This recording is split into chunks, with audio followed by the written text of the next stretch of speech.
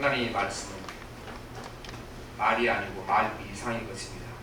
능력이고 권세이고 하나님 힘입니다. 오늘 우리가 주의 말씀이 언어 이상의 것을 깨닫도록 성령이 강력하게 임재해 주셔서 우리 가운데 말씀이 들은 능력이 나타나도록 도와주시고 사모하게 도와주옵소서.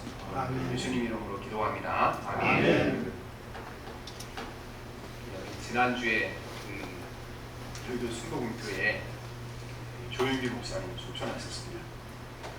이분이 여러 가지 공과가 있지만 같은 게 70년대에 교리주의 또 어떤 형식적인 예배 이런 데 빠지는 한국 교회에 하나님 나라의 능력을 보여준 중요한 역할을 하셨습니다. 그래서 하나님 나라가 말이 있지 않고 능력이 있음을 모든 사람이 체험할 수 있도록 하셨고 또 많은 일을 하셨습니다. 그런데 이 성령의 놀라운 역사가 지금 한 세대가 가기 전에 다 사그라지고 없습니다. 얼마 전에 그 여의도 순복음교회 핵심적인 영광로 그게 모살리 기도원 있잖아요, 그렇죠? 근데 목사님이 기도원을 가셨더니 거기 문들이 새 창문사로 탁탁 닫혀 있고 예배당은 다 이렇게 닫혀 있어서 기도하는 사람이 아무도 없더라고요. 그게 우리가 이제 약간 영적인 현실입니다. 물론 코로나 영향도 있긴 하지만 전국에 있는 모든 기도원이 우리 닫혔고 또 하나님 교회가 다시 이렇게 능력이 없는 그런 하나님 나라 능력이 없는 그런 교회로 변해가는 겁니다. 오늘 우리가 이제 그 70년대 정말 어렵고 힘들 때에 모든 성도들이 시간 날 때마다 주님 앞에 무릎 꿇고 기도하고 부르짖어 기도할 때 우리에게 풍성하게 주셔서 다 풍성해졌는데 이제는 그 풍성하게 주시니까 그 풍성함을 통해 받은 그 자동차로 놀러 다니도 쓰고 또 멋진 TV 놓고 이제 그거 쳐다보느라고 기도할 시간 없는 시대에 살고 있습니다. 우리가 이제 이번 그렇게 계기를 통하여 다시 한번 하나님 나라에 대한 그 열정과 정의를 살아나고 복음의 능력이 또 하나님 나라가 말에 있지 않고 능력이 있음을 다시 한번 일어나는 게 기대감을 우리가 가져야 되겠습니다. 그래서 그분은 시작했던 가졌지만 다시 한번 주님의 교회가 영적으로 되살아나야 되겠고 성령님도 일어날 시기가 바로 이 시기가 된 것입니다. 사도 바울은 하나님의 나라는 말이 있지 아니하고 능력이 있으면 이렇게 말씀하셨습니다. 그럼 무슨 말씀입니까? 하나님 나라가 말에 그치지 않는다는 겁니다. 이 박힐 시기에는 되게 교세가 줄어들죠. 우리나라도 일제 이렇게 이제 신사참배를 강요할 때 통계를 보게 되면 예수 믿는 사람 숫자가 확 줄었습니다. 그때. 그런데 사도 바울 시대에는 우리 일제 시대와 비교할 수 없을 만큼 박해가 심했는데 교인들의 숫자가 기하급수적으로 전 세계로 흩어져 나갔죠. 근데 성경에 보면 그 이유가 한 가지입니다. 사도 바울이 복음을 전할 때 말로만 전한 것이 아니라 사도 바울이 말로 복음을 전하면 그게 사실이라는 것을 성령께서 능력을 통하여 다른 사람의 눈으로 볼 수 있도록 경험하도록 도와주신 것입니다. 그러니까 우리가 사실 우리가 예수 믿는 것이 복잡한 것이 아니고 단순한 거잖아요. 예수님 그분이 하나님의 아들이시고 우리 죄를 내 십자가에 죽으시고 그분이 부활하신 이 소식 전하는 건데 이게 논리적으로 말이 안 되는 거거든요. 이게 하나님이 사람이 됐다는 얘기도 그렇고 죽은 자가 살아난 얘기도 그렇고 그런데 이 복음을 전하기 믿었다는 거예요. 왜 믿었는가? 그 말이 진리라는 것을 하나님께서 능력을 통해 나타냈다는 겁니다. 그래서 이제 이와 같은 얘기를 사도 바울이 우리가 성경에 보면 세 군데 정도 얘기합니다. 첫째는 고린도전서 2장 3절 5절에 보면 이런 말씀이 있습니다. 내가 너희 가운데에 거할 때에 약하고 두려워하고 심히 떨어노라. 내 말과 전도함이 설득력 있는 지혜의 말로 하지 아니하고 다만 성령이 나타나시는 능력으로 하여 너희 믿음이 사람이 지혜 있지 않고 다만 하나님의 능력이 있게 하려 하였느라. 바울이 복음을 전할 때 전도함이 설득력 있는 지혜로 하지 않았다. 다른 사람들에게 설명을 잘해서 이 설명의 귀에 쏙도록 해서 이것이 전도 방식이 아니었다는 겁니다. 이거는 왜냐하면 이 복음이라는 거는 논리적으로 설명을 해서 사람 귀에 딱 이해되게끔 전할 수 있는 방법이 없는 겁니다. 왜냐하면 하나님의 복음은 인간의 논리와 지식을 초월하는 것이기 때문에 인간이 이거를 논리나 지식으로 설명이 불가능한 겁니다. 설명이 불가능한 걸 말씀을 전해놨는데 어떻게 사람들이 받아들이겠는가? 받아들이도록 하나님이 역사하셨는데 성령이 나타나심과 능력으로 통하여 나타났던 겁니다. 도저히 사람이 이해할 수 없는 말을 전했는데 또한 그 말이 진리라는 것을 이해할 수 없는 사건을 통해 증명한 겁니다. 죽은 자가 살아났고 병든 자가 고침을 받고 귀신이 쫓겨나고 이걸 보고 아 저분이 하는 말이 진짜구나, 천국이 있다는 말이 그렇구나 이렇게 믿었다는 겁니다. 두 번째 비슷한 말씀을 로마서 15장 18절 19절에 말씀하시는데 그리스도께서 이방인들을 순종하기 위하여 나를 통하여 역사하신 것 외에는 내가 감히 말하지 아니하노라. 그 일은 말과 행위로 표적과 기사의 능력으로 성령의 능력으로 이루어졌으며 그리하여 내가 예루살렘으로부터 두루 행하여 이루리고까지 그리스도의 복음을 편만하게 전하였노라. 이 사도 바울이 강조한 것은 내가 전하는 복음은 말로 그친 것이 아니었다. 예수님 하나님의 아들이다. 그분 우리 주를 십자가에 죽으셨다. 부활하셨다. 이게 이 말만 해가지고 도저히 사람이 믿을 수 없다는 겁니다. 믿을 수 없는 사실이죠. 그건 논리적으로 안 통하는 거니까. 그런데 사람들이 이해할 수 없는 이야기를 어떻게 사람이 믿게 하셨는가 말씀하시기를 말과 그렇죠? 행위로 표적과 기사의 능력으로 성령의 능력을 이루었습니다. 이 사람이 이해할 수 없는 말씀을 전하고 나면은 하나님께서 그 뒤에 성령의 능력을 나타내시고 표적을 나타내셔서 사도 바울이 전한 복음이 진리라는 것을 사람들이 몸소 체험하도록 경험하도록 성령의 역사가 그 뒤에 있었다는 겁니다. 다음에 이제 같은 말씀이 데살로니가서 1장 5절에 있습니다. 이는 우리 복음이 너희에게 말로만 이룬 것이 아니라, 이게 중요한 이 말씀이 말로만 이룬 것이 아니다. 또한 능력과 성령과 큰 확신으로 된 것입니다. 이렇게 말씀하십니다. 말로만 되어서는 안 되는 거죠. 우리가 이렇게 그 어려운 시절에 그 조영경 목사님 전화할 때 너무나 많은 사람이 이렇게 들었잖아요. 말씀을 듣고 들으면서 돌아왔잖아요. 그런데 왜 그러는가? 이 복음이 말에 그치는 것이 아니고 능력이 나타났기 때문에 놀라운 역사가 나타나게 된 것입니다. 우리는 예수 믿으면 천국 간다는 교리만으로 신앙생활을 요구할 수 없습니다. 예배 시간에 이렇게 종교 행사를 하면서 가끔씩 찾아오는 감동이나 이것 가지고 신앙생활을 감당하지 못하는 것입니다.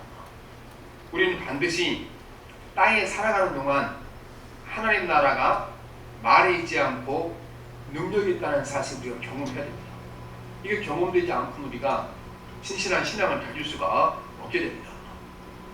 우리가 이 능력을 갖지 못한다 할지라도 최소한 인식은 하고 있어야 됩니다. 인식은. 어떻게 인식해야 되니까 이게 우리가 예수 믿는 것이 교리만 믿고 와서 종교 의식에 참여하는 것, 이것 이상이 우리에게 있어야 한다는 인식을 하고 있어야 됩니다. 사람들이 막 다리가 떨리고 이렇게 고개가 막 흔들리고 가슴이 둥근다 봅시다. 이게 사람들이 정상이라고 생각하게 되면 고치려고 노력하지 않겠죠. 그렇죠? 모든 사람들이 막 가슴이 울렁거리고 다리가 떨린다. 그러면은 내 다리가 떨리고 울렁거릴 때 이거 병이니까 의사를 찾아가 고쳐야 되겠다. 이런 결단할 필요가 없죠. 그게 병이라는 걸 알 때 우리가 의사를 찾아가 고치라는 거잖아요. 우리도 마찬가지로 중요한 게 우리가 뜨뜻민지근하게 그냥 성경이 기록한 대로 뭐 천국이 있으니까 예수 믿으면 간다. 이것만 생각하고 종교의식에 참여한 이게 신앙의 전부라고 생각하고 나면 이게 정상이라고 생각하잖아요. 정상이 아닙니다. 분명히 주님이 말씀하시기를 믿는 자에게는 표적이 따라한다 말씀하시는 거죠. 그러니까 그걸 알고 간구와 기도할 때 성령의 능력이 나타나게 되는 것입니다. 그리고 조영기 목사님 이분이 그 폐결에 걸려서 다 죽을 상황에 처했잖아요. 죽을 수밖에 없게 되니까 둘이서 기도하다가 성령이 불을 받아서 이렇게 전 한국교회에 영적인 영향력을 크게 미치고 이렇게 귀한 일을 하셨지 않았습니까? 근데 그 외에도 성령운동 하셨던 많은 분들이 대개 보면요, 죽을 병에 걸려 고통당한 사람들이 이 능력을 받았습니다. 왜냐하면 하나님의 아니고는 고칠 수가 없으니까 기도하다가 놀라운 역사가 나타나게 되는 것입니다. 그래서 우리는 믿는 자에게 이런 표적이 따르니, 이런 표적이 따르지 않으면 이거는 비정상적인 거다. 정상이 되려고 노력을 해야 되겠죠. 그렇죠? 분명히 주님께서 믿는 자에게 표적이 따르리라 말씀하셨습니다. 이거는 뭐 예수님에게나 사도 바울이 아니고 모두에게 따라야 되는 겁니다. 하나님의 나라는 말에 있지 않고 능력이 있습니다.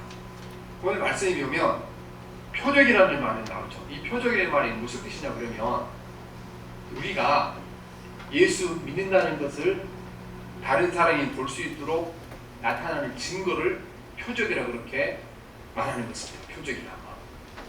전에도 말씀드린, 제가 멀리서 보게 되면은 꼭 우리 그 교인들이나 그 다음에 노예 장모님 같은 분이 딱 그렇게 저 느낌이 딱 오는 분이 있죠. 멀리서 보게 되면은. 그런데 제가 이렇게 이제 딱 보다가 저건 그분이 아니다 딱 느낄 때가 있어요. 길을 딱 오다가 이제 담배를 딱 꺼나보면 저거는 내가 아는 장모님이 아니구나 딱 느끼죠. 그거란 겁니다. 그거. 그래서 그러니까 이게 표적이라 그러니까 뭐 이제 꼭 이 표적이 막 병을 고치고 귀신을 쫓아가 여기만 극한된 것이 아니고, 내가 하나님을 믿고 있는 믿음을 가졌다는 것을 사람들이 볼 수 있도록 나타나는 것을 이게 표적이라고 말하는 겁니다. 우리는 믿음이라는 것은, 이것은 마음에서 일어나는 사건이고 생각에서 일어나는 사건입니다. 그렇죠? 믿음이라는 것이. 그래서 로마서 10장 9절 10절에 보면 우리 믿음이 이게 생각에서 일어나는 사건이고 마음에서 일어나는 사건이라 말씀하죠. 내가 만일 내 입으로 예수를 주로 시인하며 또 하나님께서 그를 죽은 자 가운데서 살리신 것을 내 마음에 믿으면 구원을 받으리라. 사람이 마음으로 믿어 의에 이르고 입으로 시인하여 구원에 이르니라. 우리 믿음이라는 건 마음의 상관이죠. 그리고 이걸 입으로 시인할 때 나타나는 건데, 그래서 우리 신앙생활하는 것이 사실은 너무나 단순한 겁니다. 여기 말씀 보니까 예수를 주로 시인하며 그랬죠. 주로 시인하며. 근데 주로 시인한다는 것은 우리가 세 가지 의미가 들어있죠. 예수를 주로 시인하면 구원받는다 그러는데, 이 중요합니다. 예수를 주로 시인한다는 게 이 세 가지 의미를 믿는다는 겁니다. 예수를 주로 시인하면, 첫째는 예수 그리스도가 바로 구약 성경에 나타난 여호와 하나님이 예수 그리스도다. 그를 믿는 것을 예수를 주로 시인하는 겁니다. 왜냐하면 우리가 구약 성경을 읽다 보면 여호와라는 단어가 많이 나오죠. 그렇죠? 신약 성경에 여호와라는 단어가 있습니까? 없습니까? 한마디도 없어요. 왜 없냐? 예수님 당시에 유대인들은요, 여호와라는 단어가 나오면 그 단어를 발음을 하지 않았어요. 어떻게 우리가 존경하는 사람 이름도, 자기 아버지 이름도 뭐 이렇게 우리가 뭐 성자 업자 이렇게 하면 하잖아요. 근데 우리가 자기 아버지 이름, 하나님 아버지를 어떻게 부릅니까? 이 단어가 나오면은 사람들이 주님이라고 부르는 거예요. 아도나이라고 부르는 거예요.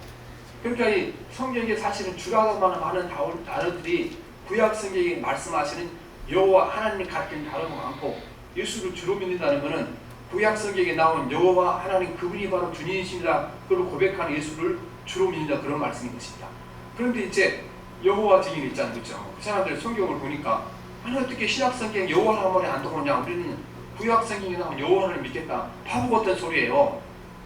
신약 성경에 나오는 많은 주님이라는 얘기가 사실 여호와 하나님을 가리키는 단어거든요. 그래서 주로 믿는다는 것은 예수 그리스도가 구약 성경에 나온 여호와 하나님이다. 그거를 믿는다는 것이죠. 그렇죠? 그 다음에 주라는 거는 여호와께서, 예수님이 하나님이시면 천지 창조를 누가 하셨습니까? 하나님 하셨죠. 천지를 만들고 창조하시면 온 세상의 주인이 누구시죠? 예수님이잖아요. 그래서 예수를 주로 믿는다 그 말은 예수님 온 세상 모든 것 주인입니다 그 말입니다. 그 다음에 세 번째 예수를 주로 믿는다는 건 예수님이 나의 주님입니다 그런 뜻입니다. 왜냐하면 예수님께서 우리를 죄에 팔려 노예가 된 사람들을 주님이 십자가의 피로 값주고 우리를 사셨으니까, 전에는 우리 주인이 누구였어요? 죄가 우리 주인이었고 사단이 주인이었잖아요. 예수님이 우리를 노예에서 사서 자기 종으로 삼았으니까 이제부터 내 주인이 누구로 바뀐 거죠? 예수님으로 바뀐 거잖아요. 그래서 주라 그러는 겁니다. 그러니까 우리가 주 예수를 믿으라 그리하면 너가 지금 구원을 받으리라. 그 안에 모든 진리가 다 들어있는 겁니다. 우리 신앙생의 기본 이 안에 다 들어있는 거예요. 예수는 여호와 하나님이시고 예수는 모든 걸 창조하신 분이고 나를 피로 값주고 샀으니까 주님이 주인이십니다. 그렇죠. 그런데 이게 쉬운 것 같으면 쉽지 않죠. 왜냐하면 예수님이 주인이시면 전적으로 내 삶을 누구의 뜻에 살아가야 됩니까? 주님 뜻에 맡겨 살아가야 되는 거잖아요. 그렇게 하는 겁니다. 그리고 이제 그를 죽은 자 가운데 살리셨으니 믿으며 예수님이 부활을 믿으며 구원을 얻으리라 말씀하셨습니다. 근데 문제는 이게 다 마음속에서 일어나는 사건이죠. 일어나는 사건. 그런데 이 사실을 믿겨내게 되면은 이 사실을 내가 믿고 있다는 사실을 마음속의 사건이지만 내가 이 사실을 믿고 있다는 사실을 분명히 밖으로 드러나는 표시가 있을 거다. 이거를 표적이라고 얘기해요. 성경 말씀. 표적. 신부에 가서 이렇게 말씀하게 된 것입니다. 그러니까 우리가 예수를 진짜로 믿게 되면 마음속으로 믿는 사건이지만 분명히 다른 사람이 볼 수 있도록 내가 체험할 수 있도록 그 증거가 밖으로 나타날 거라고 말씀하시는 것입니다. 오늘 말씀이 이제 이렇게 하나님을 믿으면 나타나게 될 이제 그 표적 몇 가지를 말씀하시죠. 16장 17절 18절 같이 봅시다. 시작. 믿는 자들에게는 이런 표적이 따르리니 곧 그들이 내 이름으로 귀신을 쫓아내며 새 방언을 말하며 뱀을 집어올리며 무슨 독을 마실지라도 해를 받지 아니하며 병든 사람에게 손을 얹은 즉 나으리라 하시더라. 그렇죠.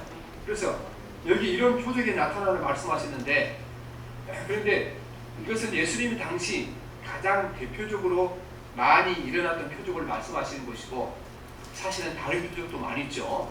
내가 내 마음으로 예수 그리스도를 믿고 있다는 것을 다른 사람이 분명히 내 깨달을 수 있도록 볼 수 있도록 보여주는 표적이 다른 표적도 많이 있지만 일단 예수님 당시 이 표적이 가장 많이 나타났기 때문에 이것을 말씀하십니다.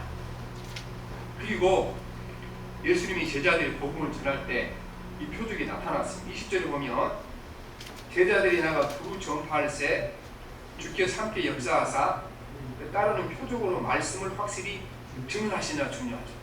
그러니까 이 예수님의 제자들이 우리는 메시아가 오셨고 예수님이 하나님 아들이신 예수님이 오셔서 당신과 나의 죄를 지고 십자가에 죽으시고 부활하셨기 때문에 예수 믿는 사람에게 죄사함이 있고 천국 이 소식을 전했다는 겁니다. 그런데 이 소식을 믿게 하는 데는 뭐가 있었습니까?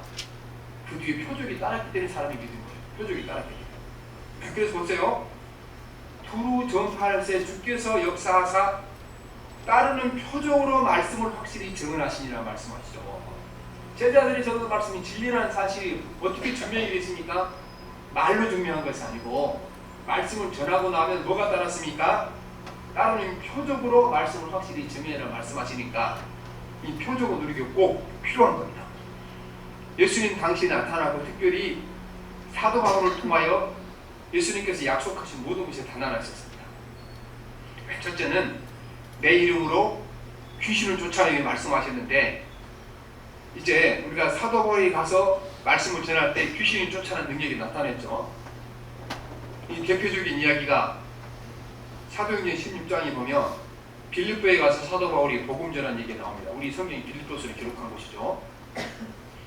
빌립보에 가서 말씀을 전했는데 거기에 여자 종 하나, 여자 그 계집아이 하나가 귀신이 들려서 점을 치고 그 점 치는 돈으로 주인이 돈을 버는 겁니다.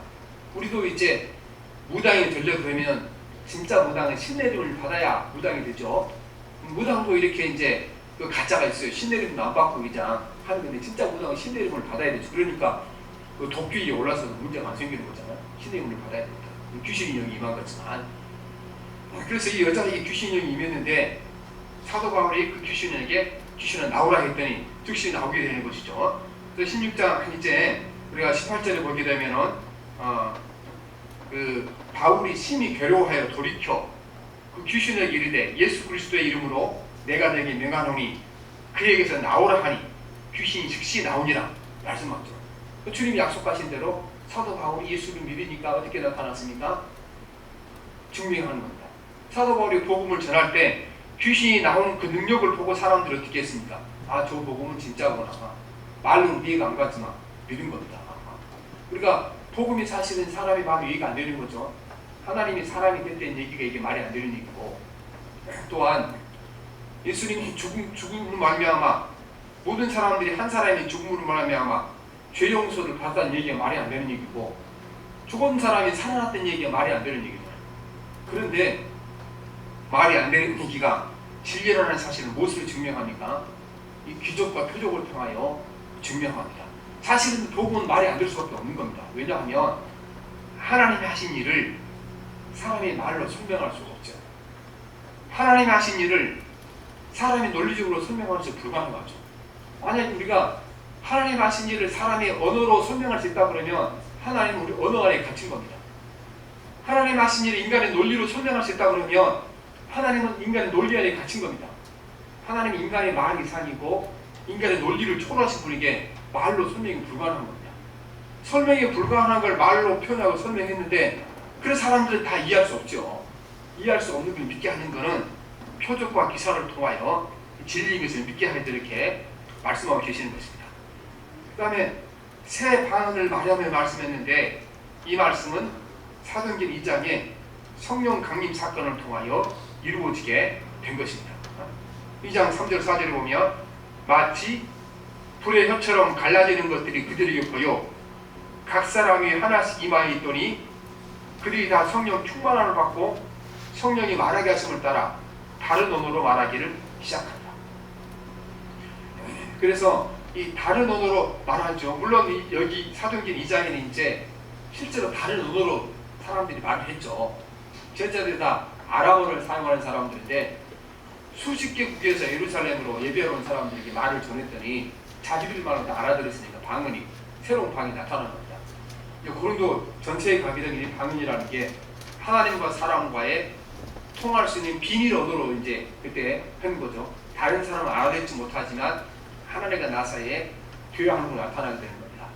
그래서 사실은 이 여기 순복음교회 이제 그 중요하게 이 방언 운동을 포기했죠. 물론 이제 그게 좀 문제가 있습니다. 한 가지는 왜냐하면은 방언을 못하는 사람은 성령 못 받은 사람이다. 이건 아닙니다. 하나님 주신 은혜가 여러 가지이기 때문에 방언을 할 수 있는 사람도 있고 안 하는 사람이 있지만 아무튼 그때까지 이렇게 우리가 새 방언으로 말하는 것이에요. 예수 믿고 나서 이렇게 다른 언어를 통해 기도하는 것 이게 한국교회에 별로 그렇게 없던 시대인데 그래서 많은 사람들은 사실은 이 경험을 통하여 하나님이 살아계시니 믿는 믿음이 자란 사람이 많았습니다. 방언의 은사를 통하여 방언을 통하여 예수 믿다 보니까 이런 것도 있구나 깨닫고 깊은 믿음의 자리로 들어간 사람이 많았다는 것입니다. 새 방언을 말합니다. 그래 이제 어떤 분이 새 방언 이 방언도 있지만 이제 우리가 예수 믿고 나면 언어가 바꿔지는 것이 또 이것이 방언이다. 늘 긍정적으로 부정적으로 말하던 사람들이 이제 부정적인 말하는 사람이 긍정적으로 말을 하고 사람만 만나면 이렇게 욕하고 비난을 말하던 사람들이 칭찬하고 격려하는 말을 하고 이게 여러분 성령의 능력이 나타나지 않고 못하는 일인 것입니다. 그래서 이게 언어가 바꿔지는 능력이 나타나야 되는 겁니다. 어떤 사람이 저분이 혹시 참 변했다. 옛날에 만나면 막 욕설을 하고 맨날 남 흥분을 했는데 요새 이렇게 막 늘 감사하다고 말하고 남을 막 칭찬하고 격려하고 그런다. 그때 옆에 있는 사람이 저 사람이 달라진 게 왜인지 아냐. 저 사람이 얼마 전부터 교회를 나갔는데 예수를 믿었다. 그래서 저 사람이 달라진 거다. 이게 뭐죠? 이게 바로 여러분 예수님이 믿는 자에게 표적이 딱 있잖아. 그거죠. 많은 사람이 분명히 표적을 보여주는 거잖아요. 언어의 변화를 통하여 표적을 보여주고 드러나게 되는 겁니다. 그래서 우리에게도 이렇게 새 방언을 하는 기적이 우리 임하게 될 줄 믿습니다. 그게 나타나야 우리에게 내가 예수 믿는다는 사실을 말로 아니고 행동을 통해 표적을 통해 다른 사람들에게 보여주고 드러내줄 겁니다. 오늘 말씀에 뱀의 독을 집으며 그렇게 하죠. 그런데 이게 실제로 사도행전 28장에 보면 사도 바울이 나타났습니다. 그 멜리다라는 섬에 이제 조난을 당해서 사도 바울을 가게 됐는데 날씨가 추우니까 이제 나무를 조다가 불을 폈는데 그 나무를 옆에 있으니까 이제 그거를 나무를 더미에서 나무를 벌써 불에 넣어야 되잖아요. 넣으려고 나무를 집었더니 독사가 있다 그때 사도 바울이 손을 물어버린 거예요. 그래서 섬에 있던 사람들이 그 사람은 죄를 지어서 바다에서 조나단이 죽을 사람인데 어쩌다 살아왔는데 신이 진노해서 기어코 이제 독사를 보내서 물려 죽게 하는구나. 그렇게 해서 이제 어떻게 죽나 보자 했더니 사도 바울이 독사를 툭툭 털어서 불에 떨어뜨린 다음에 아무 일도 안 일어납니다. 그러니까 마을 사람들이 저분이 신이 우리에게 왔다 그래서 송아지 끌고 온 거예요. 사도 바울에게 제사 드리려고. 사도 바울이 물론 이제 깜짝 놀라 뛰었죠. 그게 아니라고. 아무튼 뱀이 독에 물려도 이렇게 해를 입자한 능력이 바울을 통하여 나타나고 역사가 나타났다는 것입니다. 그래서 우리는 이제 예수님이 제자들에게 나타났고 바울에게 나타났습니다. 근데 우리가 오늘날도 그러면 성경에 나타난 이적과 기사가 실제로 나타날 수 있는가? 이게 중요합니다. 되게 보면 이거를 부정적으로 말하는 신학자들이 두 가지 종류가 있습니다. 물론 수많은 종류가 있지만 첫째는 이 이야기는 성경에 기록된 이 기적 이야기는 실제 이야기 아니기 때문에 우리 일어나지 않는다. 근데 왜 성경에 이렇게 기록되어 있는가? 이 성경은 신화이고 설화이다. 그 안에 하나님의 메시지를 전해주는 것이지 이 기적 자체는 그렇게 중요하지 않다 그렇게 한 겁니다. 그러니까 우리가 이제 여기서 설하고 신화다가 만약에 무슨 뜻이냐 그러면 우리는 토끼와 거북이가 경주를 해서 그 토끼가 잠잘 때 거북이가 열심히 가서 이겼다 하기는 서로가 있잖아요. 근데 실제로 거북이와 토끼가 경주했어요, 안 했어요? 안 했죠. 무슨 토끼와 거북이 경주를 하니까 안 했는데 사람들이 이 설화를 통해 거기에 메시지를 넣어놨죠. 어떤 메시지를 넣어놨습니까? 어떤 이야기를? 실력 있고 능력 있고 머리가 좋은 사람보다는 꾸준하게 열심히 성실하게 하는 사람이 끝내는 승리한 이 메시지가 그 안에 들어있잖아요. 그렇게 성경도 그렇다는 거예요. 성경도 모든 설화와 신화가 그 가운데 하나님 나라의 진리를 전하고 메시지를 전하는 거지 사건이 일어나고 안 일어나고 중요하지 않다 이렇게 합니다. 그러나 우리가 이제 성경이 그것이 메시지가 아니죠. 성경이 사건이 아니면 우리 예수 믿을 필요가 없는 거죠. 그다음 두 번째는 이 기적은 성경이 기록되기 전에만 나타난 거예요. 성경을 기록하기 위하여 성경이 기록되기 전에만 나타났다 그렇게 얘기합니다. 그러나 오늘 우리가 이 성경에 기록된 기적이 오늘도 나타나지 않게 되면 성경의 기적은 거짓말이죠. 오늘 우리에게 나타나야 됩니다. 그리고 수많은 사람들이 성경 말씀 그대로 묻고 기도하고 의지하고 간절히 기도할 때 자신을 깨워 기도할 때 이 놀라운 역사가 나타나고 믿어지게 된 것입니다. 물론 우리가 한 가지 꼭 기억하셔야 됩니다. 아까 어떤 사람이 예수 믿는다고 그랬죠? 예수를 주로 고백했다고 했죠. 주로 고백했다. 예수를 정말 주로 고백한 사람에게만 능력이 나타나는 겁니다. 예수님이 하나님 아들인 걸 믿는 사람, 예수님이 천지를 창조해 믿는 사람. 근데 사람들이요, 세 번째가 걸려 넘어지는 세 번째. 세 번째 예수가 주라는 뜻이 무슨 뜻이라고 그랬습니까? 예수님이 나를 피로 값주고 샀었으니까 누가 주인입니까? 예수님이 내 주님이고 나는 주님의 종입니다. 사람들이요, 주님 앞에 이적과 기적을 보는데 이거를 안 하고 기도하는 겁니다. 이거를 여전히 내가 내 주인이 돼서 기도합니다. 그래서 하나님 뜻이 이루어지를 기도하는 것이 아니고 내가 개인적으로 내 욕망을 이루기 위하여 내 욕망을 내려놓지 못한다. 누가 주인이지? 아직도 내가 주인인 거죠. 안 되는 거죠. 그래서 예수를 주로 믿는 사람들은 기적이 나타날 수밖에 없는데 이게 안 되니까 안 나타나는 건데 그게 나타나서 우리가 기도만 나타나게 되는 것입니다. 우리는 이제 살아가면서 우리 중에도 이렇게 이 성경에 나타난 기적 이야기는 이게 사실이 아니다. 또 옛날에는 됐지만 지금은 안 된다. 이런 불신앙을 가진 것처럼 우리는 새로운 형식의 불신앙을 가지고 있습니다. 어떤 불신앙이냐 그러면 우리는 예수님에게는 여러분 가능합니다. 이 사건이. 그리고 사도 바울에게도 가능합니다. 뭐 조일기 목사님처럼 유명한 목사님에게도 가능합니다. 그런데 하나님 나에게는 불가능합니다. 이 불신앙을 가지고 있습니다. 분명히 주님께서 어떻게 말씀하셨습니까? 누구에게 능력을 표적이 따른다고 말씀하셨습니까? 사도 바울에게만 따른다고 그랬습니까? 예수님이 제자들에게만 따른다고 그랬습니까? 뭐 조일기 목사님처럼 막 세계적으로 유명한 부흥사에게만 따른다고 그랬습니까? 누구에게 따른다고 그랬죠? 믿는 자에게. 모든 믿는 자에게 표적이 따르리라 말씀하셨으니까 우리가 표적이 나타나지 않는 것은 우리가 비정상이라고 합니다. 그 나타나려 기도해야 됩니다. 우리가 다리가 아파 걷지 못하게 되면 일어나려고 노력하고 기도하는 것처럼 우리 삶 가운데 표적이 나타나지 않으면 표적이 나타날 때까지 기도하고 간절히 구하야 될 줄 믿습니다. 분명히 이 기적은 누구에게나 다 믿는 자에게 다 나타난다고 말씀하셨습니다. 근데 왜 우리가 이걸 경험하지 못합니까? 첫째는 문제가 일어났을 때 기도하지 않기 때문에 안 나타나는 겁니다. 그렇죠?